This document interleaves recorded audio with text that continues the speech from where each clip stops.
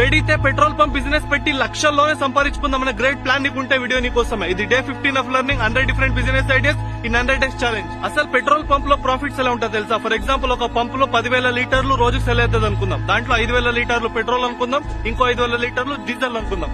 Petrol మీద 1 litre మీద మనకి 2 రూపీస్ ప్రాఫిట్ అయితే ఉంటుంది. అదే డీజిల్ మీద 3 రూపాయలు ప్రాఫిట్ ఉంటుంది. 5,000 లీటర్లు ఇంటూ 2 రూపీస్ అంటే పెట్రోల్ మీద 10,000 వస్తుంది, అలాగే డీజిల్ మీద 15,000 వస్తుంది. టోటల్ రోజులోనే 25,000 వస్తుంది.